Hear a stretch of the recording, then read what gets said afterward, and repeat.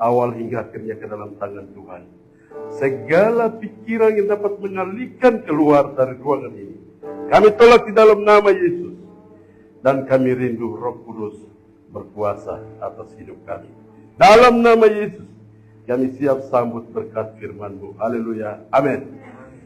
Baik, silakan duduk kembali.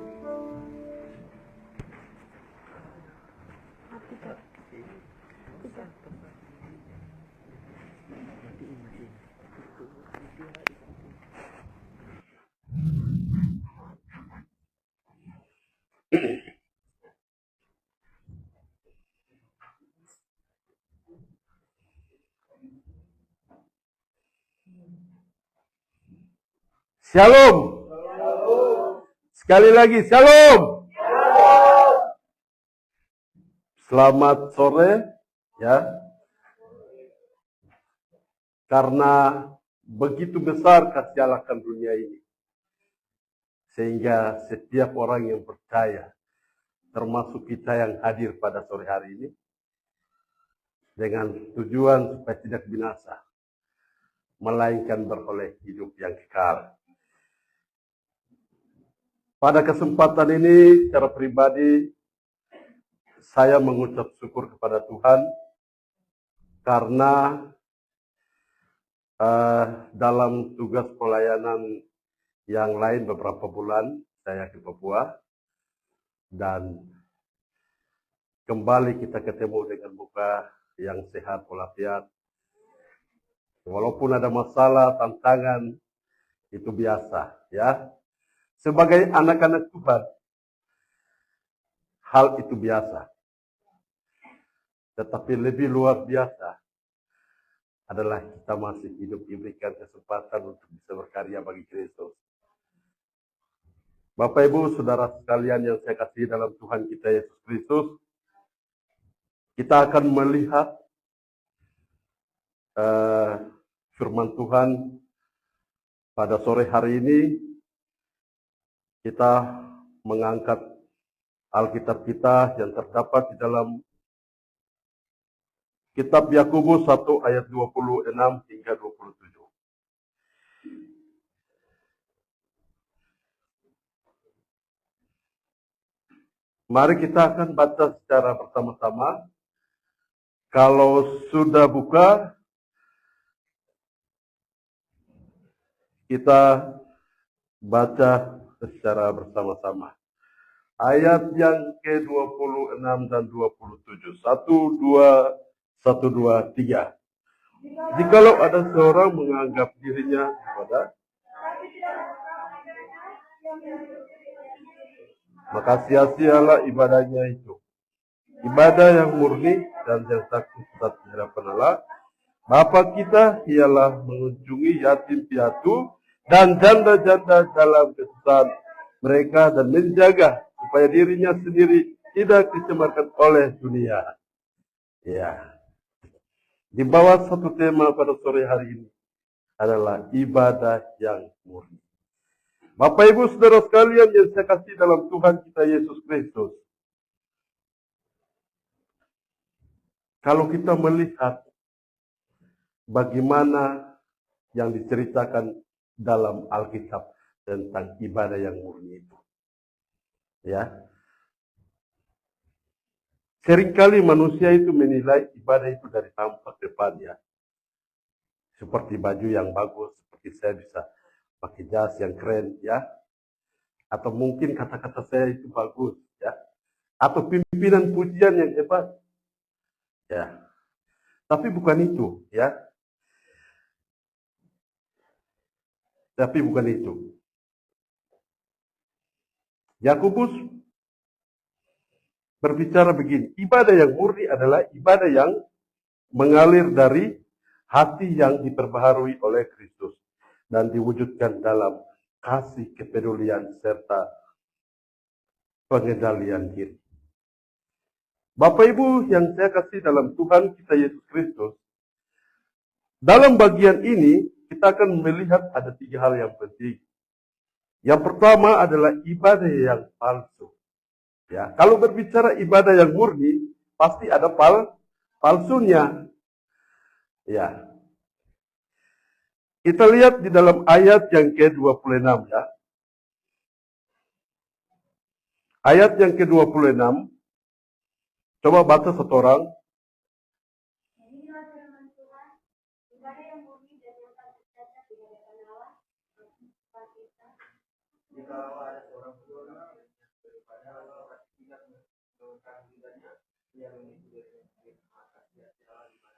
Ya. Tidak menahan lidah, ya. Yakobus memulai dengan peringatan keras. Seseorang bisa tampak depan, namun bila tidak mampu menyekang lidah atau tidak tidak menyekang atau tidak menggunakan mulut kita, menggunakan lidah yang baik, ya, maka seluruh ibadahnya tidak berarti di hadapan Allah. Lidah yang tak terkendali itu bisa melukai, memfitnah, kemudian memecah, mencemarkan nama Kristus, ya. Jadi itu berbicara tentang lidah. Lidah yang kita tidak bisa jaga itu bicara sembarang pun bisa jadi, ya. Jadi lidah itu walaupun itu kecil kelihatannya, tetapi dia bisa membakar rumah yang besar, ya, kalau itu tidak menggunakan dengan baik. Bapak Ibu Saudara sekalian yang saya kasih dalam Tuhan kita Yesus Kristus. Di sini Yakobus menegaskan bahwa penguasaan diri terutama dalam perkataan adalah cerminan ibadah yang sejati. Ya, ibadah yang sejati tidak hanya berbicara tentang doa dan pujian, ya, tetapi juga tentang integritas perkataan dan perilaku kita di dalam setiap hidup. Ya, bagaimana perilaku kita yang baik, bagaimana tingkah laku kita yang baik sesuai dengan firman Allah. Ya, itulah ibadah yang dimaksud yang sudah dijelaskan oleh Yakobus dalam Yakobus ayat yang ke-16. Ayat yang ke-26. Bapak Ibu Saudara sekalian yang saya kasih dalam Tuhan kita Yesus Kristus. Ibadah yang palsu, kalau ibadah sendiri itu berbicara tentang pusat kehidupan umat Kristen dalam beribadah kepada Tuhan, kemudian dalam berjumpa dengan Allah untuk menyatakan kasih. Bapak Ibu Saudara sekalian yang saya kasih dalam Tuhan kita Yesus Kristus. Di dalam Yohanes 4 ayat 23 dan 24 di sana mengatakan bahwa ibadah yang itu berbicara tentang ibadah yang palsu, ya. Seperti berfokus pada mungkin penampilan yang luar, tetapi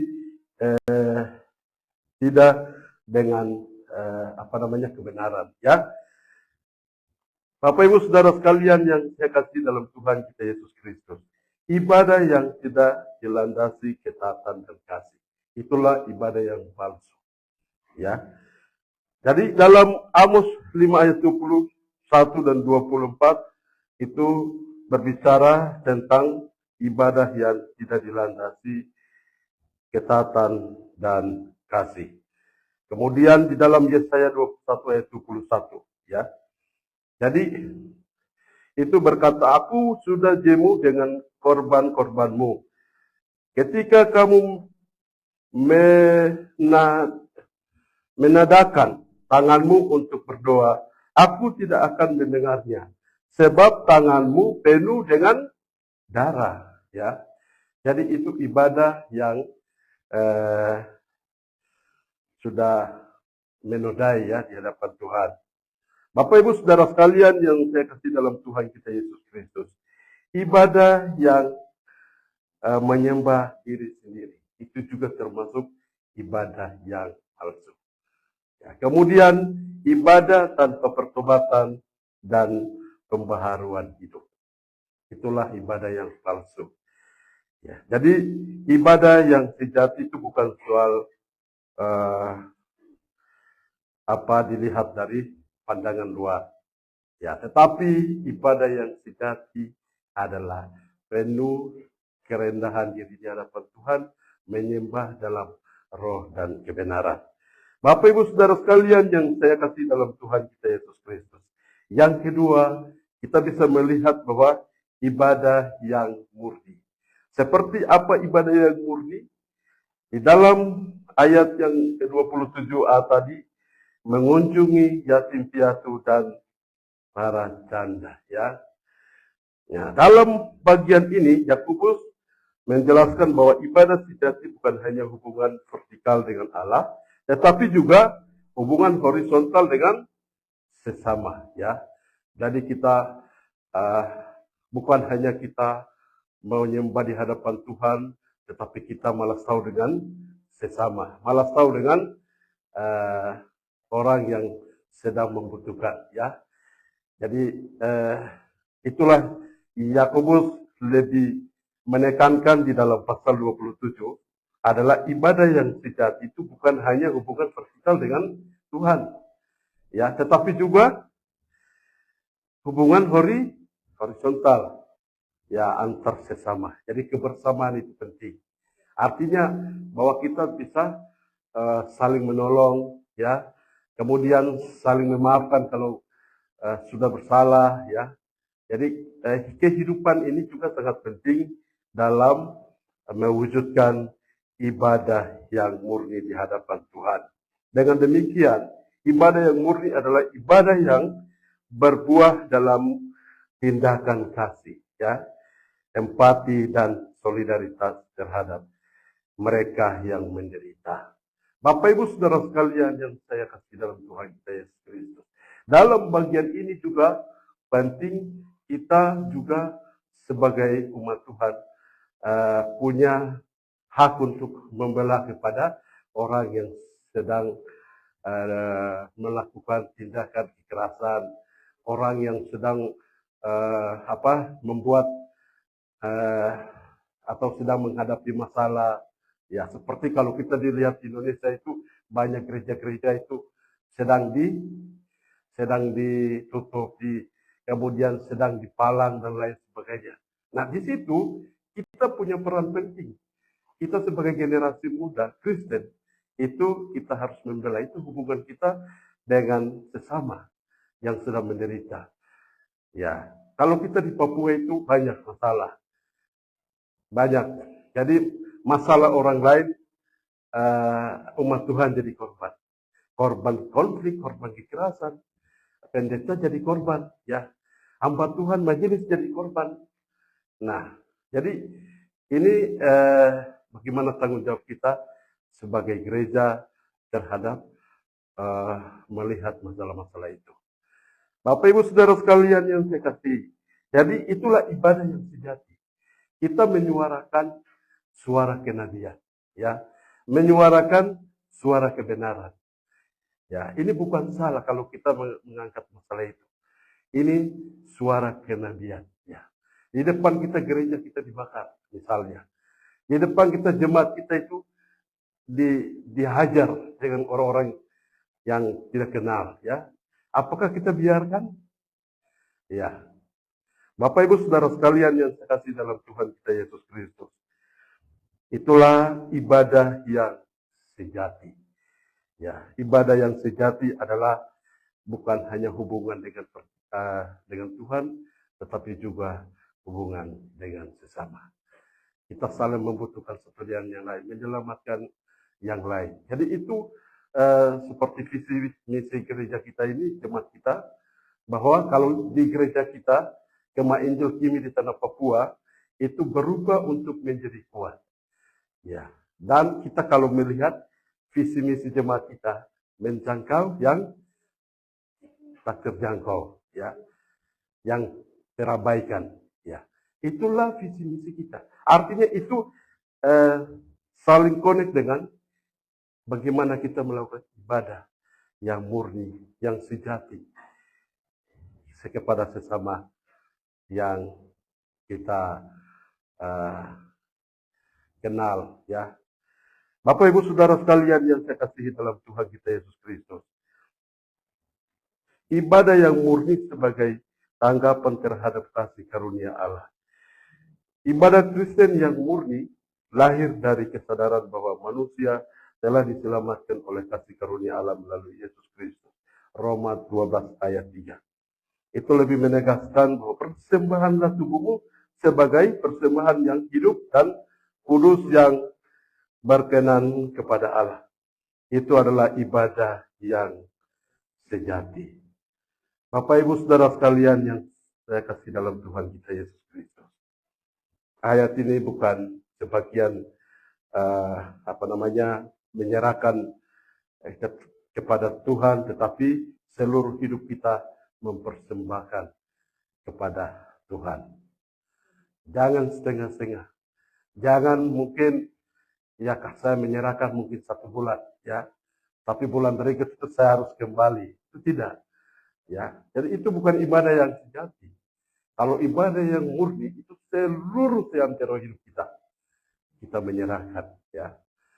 Kita menyerahkan. Jadi ketika kita terima Kristus itu sudah 100% kita menyerahkan hidup kita kepada Tuhan. Ya, Bapak Ibu Saudara sekalian yang saya kasih dalam Tuhan kita Yesus Kristus. Tantangan terhadap kemurnian ibadah di akhir zaman atau di zaman modern. Di era modern ini ibadah sering terancam oleh bentuk formalitas dan kemunafikan. Banyak sekali. Iya. Itu banyak sekali ibadah-ibadah sekarang ini. Tetapi bukan dari hati. Bukan dengan sungguh-sungguh. Ya, mungkin karena KKR-nya terlalu banyak orang rame-rame ikut ke sana, atau mungkin karena di sana banyak mujizat, padahal kita diri siap belum siap untuk kita mau ini karena ikut-ikutan ke sana. Bukan, ya. Bukan. Di sini dituntut kita supaya mau menjadi atau melakukan ibadah yang sejati adalah mempersembahkan seluruh tubuh kita kepada Tuhan. Bapak Ibu Saudara sekalian yang saya kasih dalam Tuhan kita Yesus Kristus, menjaga diri dari pencemaran dunia. Ya. Ayat 20b, ibadah yang murni juga menuntut hidup kudus dan terpisah dari dosa. Jadi ibadah yang murni menuntut hidup kudus dan kita harus terpisah dari dosa. Ya. Jadi kalau kita hidup kudus di hadapan Tuhan, itu kita harus berpisah dari segala dosa. Yakobus mengingatkan bahwa dunia ini penuh dengan sistem dan nilai yang menentang Allah. Keserakan, hawa nafsu, kebohongan, dan kebencian. Ya. Orang percaya dipanggil untuk tidak meniru pola dunia, ya. Tetapi hidup dalam kekudusan dan ketaatan kepada firman Tuhan. Sesuai Ibrani 12 ayat 2. Dengan demikian, ibadah sejati adalah keseimbangan antara kasih kepada sesama dan kesetiaan kepada Allah. Ya, ibadah yang sejati adalah kasih kepada sesama dan kesetiaan kepada Allah. Bapak Ibu Saudara sekalian yang saya kasih dalam Tuhan kita Yesus Kristus. Dalam penerapan dalam kehidupan kita sehari-hari, bagaimana kita belajar berbicara dengan kasih, membangun, bukan menjatuhkan, gunakan lidah untuk memberkati, bukan mengutuk, ya. Kemudian bagaimana ibadah yang sejati, ya, apakah itu hanya dilakukan di gereja, tetapi juga di jalan, di pasar, di rumah, atau di mana kita tinggal. Di situ kita menunjukkan ibadah yang sejati melalui cara pembawaan kita, karakter kita, pola pikir kita. Kita yang mempengaruhi dunia, bukan dunia mempengaruhi kita, bukan. Ya, pembawa kita mempengaruhi teman-teman kita yang lain. Cara berpikir kita mempengaruhi teman-teman kita yang lain. Ya. Jangan dunia mempengaruhi kita. itu kehidupan kita lebih bahaya. Bapak Ibu Saudara sekalian yang saya kasih dalam Tuhan Yesus Kristus. Sebagai penutup, ibadah yang murni bukanlah sekadar rutinitas rohani, tetapi gaya hidup yang mencerminkan karakter Kristus. Yakobus menentang kita untuk memperhatikan dua hal penting. Kemurnian hati di hadapan Allah dan kasih yang nyata kepada manusia. Saudara-saudari yang saya kasih dalam Tuhan kita Yesus Kristus. Marilah kita mempersembahkan hidup kita sebagai ibadah yang sejati. Bukan hanya di dalam gedung gereja, tetapi di setiap langkah kehidupan kita. Supaya nama Tuhan dimuliakan melalui sikap dan tindakan kita. Sebab ibadah yang sejati bukan hanya di bibir, tetapi di hati dan perbuatan. Mari saya mengajak kita semua berdiri. Kita akan menyembah dengan satu pujian yang mengatakan bahwa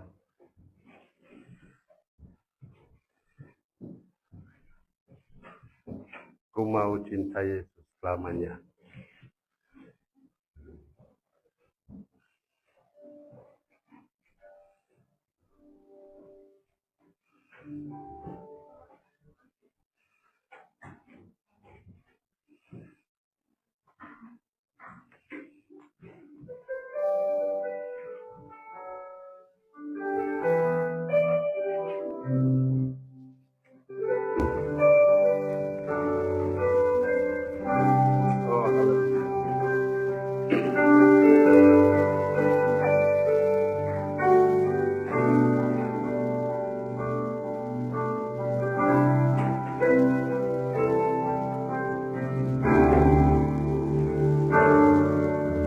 Mau cinta Yesus selamanya. Mau cinta Yesus selamanya. Meskipun badai silih berkami dalam hidupku, tetap cinta Yesus selamanya. Mau cinta Yesus selamanya. Mau cinta Yesus selamanya.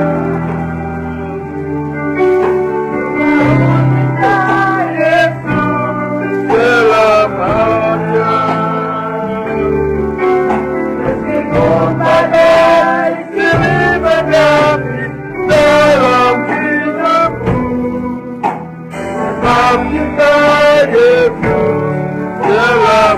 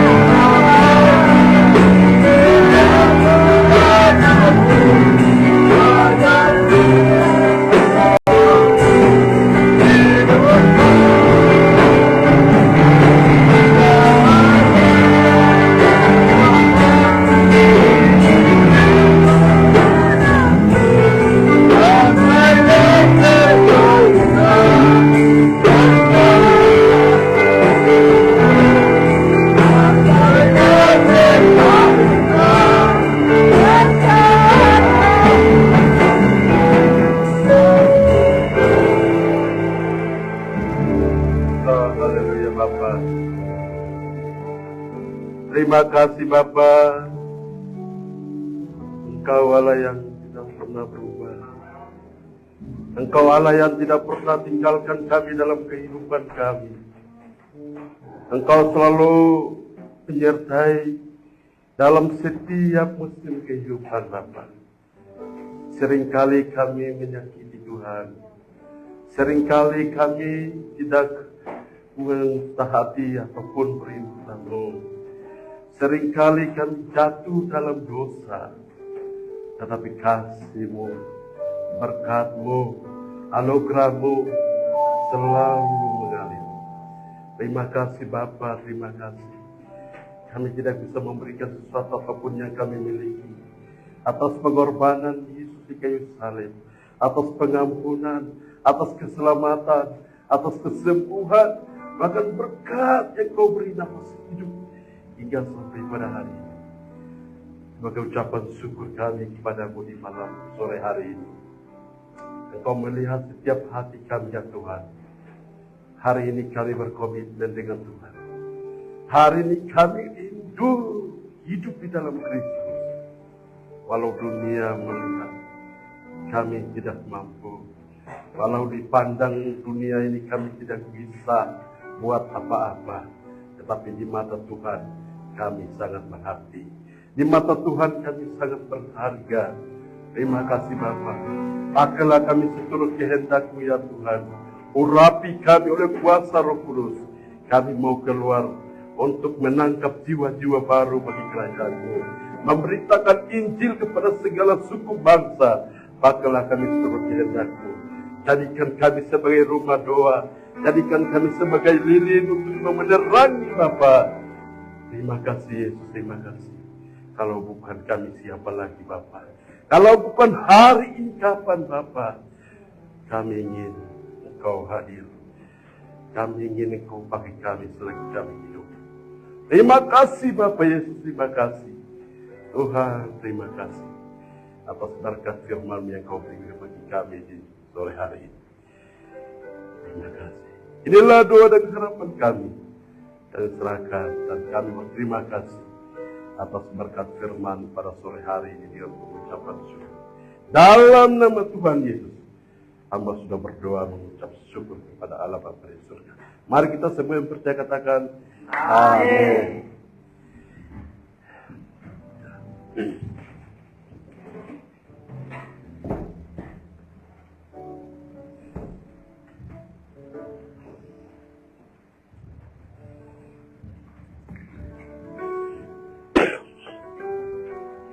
Diberkati oleh kebenaran firman Tuhan, amin. Amin. Baik, kita akan memberikan persembahan kita.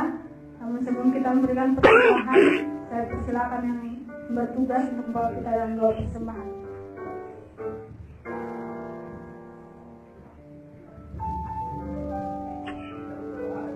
Doa kami mengucap surga dalam Yesus Kristus. Saat ini Tuhan kami mengucap syukur Tuhan. Kami telah memuji dan Tuhan bahkan kami telah